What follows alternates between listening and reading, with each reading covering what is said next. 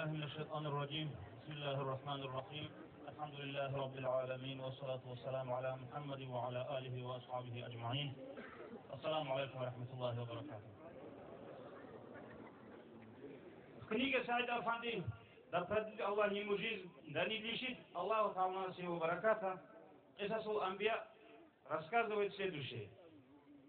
Когда пророк, саллаллаху алейхи вассалям, был при смерти, к нему пришел Джабраил ангел. И пророк, саллаллаху алейхи вассалям, его спросил: «О Джабраил, будешь ли ты приходить на землю после меня?»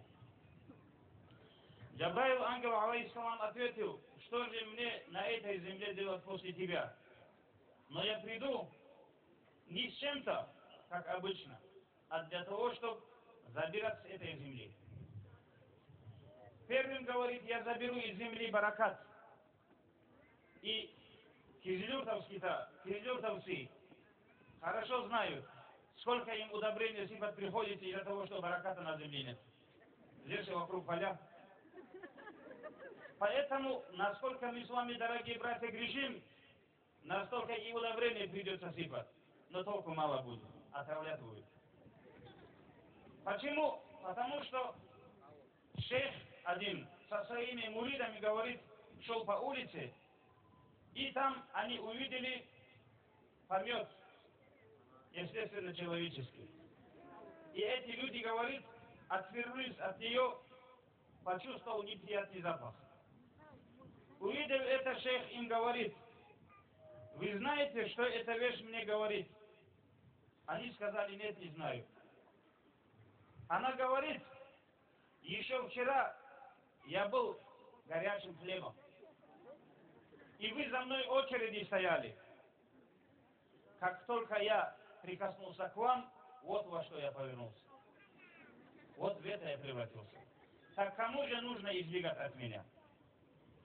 Когда мы с вами нечистые, дорогие братья и сестры, от нас везде идет смута и фитна. Когда мы с вами чистые и хорошие, и бываем с хорошими людьми, от нас лежит баракатом. Дальше Джабраил ангел сказал: «Потом я заберу, говорит, из земли любовь из сердец людей». И мы это замечаем, вы тоже, наверное, замечаете. Стоит смотреть на кого-то, он говорит: «Что смотришь?» А смотреть нельзя. Может, понравился человек, может, красивый он. Настолько злые мы друг на друга.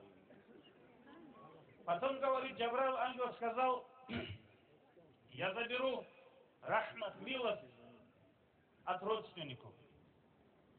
Сколько братья и сестры, которые годами друг с другом не разговаривают.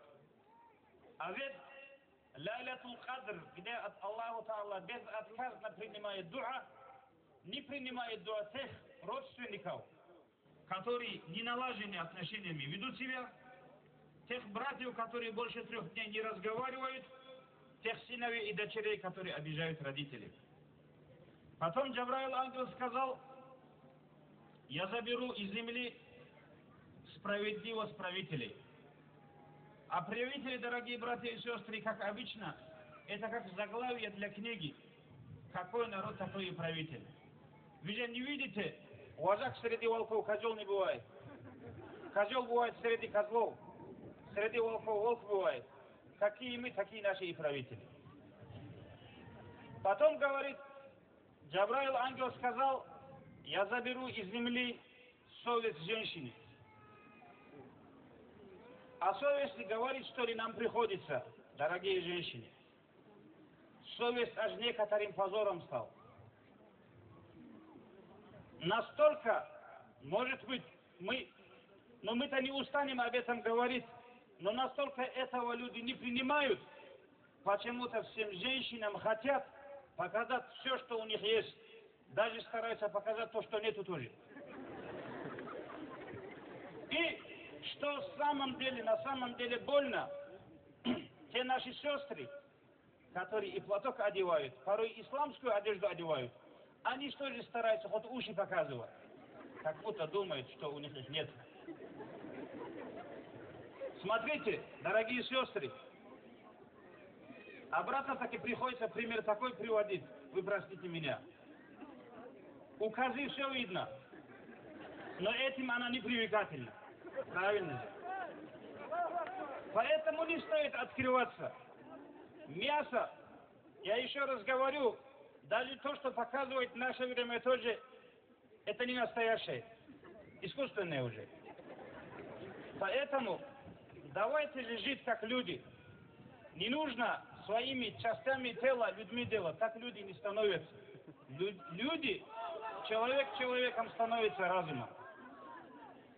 О женщинах поговорили, но, видите ли, Аллаху Та'ала каждому созданию дал соответствующее оружие. И это оружие подходит именно тому, кому Аллаху Та'ала ее дал. Например, из-за того, что у льва нету рог, это не означает, что у нее что-то не хватает. Ей они не нужны просто. Для коровы рога нужны, поэтому у нее они есть. Аллаху Та'ала разделил разум на 10 частей. 9 из них дал мужчине, 1 часть дал женщине. Но совесть дал женщине, который она, вот этот недостаток, который у нее не хватает, это все недостатки совесть закрывает. А когда совести нет, что женщина будет? Но с другой стороны тоже. Ну, одна из 10 часть, которые имеет женщина, что сделает, когда ее не наставляет мужчина, вроде бы у которого 9 частей. Я буквально сегодня на пятничном намазе рассказывал историю, когда один там в Махачкале есть такой восточный рынок, такой базар, Балах-базар. И там, говорит, одна девушка с примерочной выходит, джинсы она одевает. Отец смотрит и говорит: дочка, сейчас все мужики твои, говорят.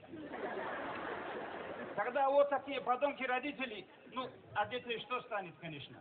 Даже пусть Аллаху Та'ала их тоже наставит на путь истины. Поэтому вот эта женщина, у которой нету совести, это спецназ Иблиса. Когда Иблиса что-то не получается, она говорит: а ну-ка на атаку. Только у вас сейчас получается. Поэтому, дорогие женщины, не будьте солдатами в войсках Иблиса. Будьте честными, совестливыми, порядочными, так, чтобы Аллаху Та'ала и пророк был вам доволен. Дальше Джабраил ангел сказал, потом говорит: я заберу щедроту богатых людей. Богатых людей, когда мы о чем-то говорим, это не означает, что среди наших богатых людей щедрых нету. Аллах их есть. Просто плохое как-то явно бывает. Был такой халиф Умар ибн Абдул-Азиз, рахимахуллах. За 2 года правления в его правлении не осталось ни одного бедного человека, которому можно было отдавать закат. Из-за того, что все люди просто то, что Аллах Та'ала их обязал, закат отдавал. У нас богатые люди, такие богатые люди, которые за один ночь в казино 10 тысяч долларов могут истратить. Но подойди к ним, один песок, КамАЗ песка для мечети сказать, так расскажет, что ему хочется отдавать. Так тоже есть. Поэтому у нас есть и бедные, и другие. Если бы, не говорим о садака, о суннат, о желательных вещах, если бы эти люди обязаны свою выполнили бы, все проблемы мусульманские были бы решены. Потом говорит Джабраил ангел: я заберу терпение бедных людей. В наше время у нас среди нас есть взрослые люди, которые очень горькую жизнь увидели, послевоенные времена видели. Вот ради интереса спросите их, что вы кушали, как вы жили. В то время перед самым богатым человеком, вот на его столе что нету, в наше время у самых бедных есть. В прошлом году не только я, но и, наверное, вы кушали. Вот я даже говорил: смотри, на Ураза-Байрам мы кушаем то, что название не знаем. Киви, гуава. Какие-то вещи, я поверил, что это так, наверное, называется. Но то, что имена не знаем, даже этого кушай. А вот здесь был, недалеко здесь есть, когда с Миатли едем, Ичка селение. Вы, наверное, слышали. Хубар, Ичка. Там был такой баракатный вали, большой человек, Джанай Рахимахуллах. Он, оказывается, маленьким детям в селе говорил: дети, придет такое время, ну тогда сахар это такой дефицит.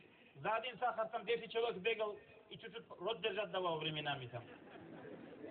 Придет время, когда человек зайдет в магазин, из-за того, что настолько много выбора, он ничего не купит и видит.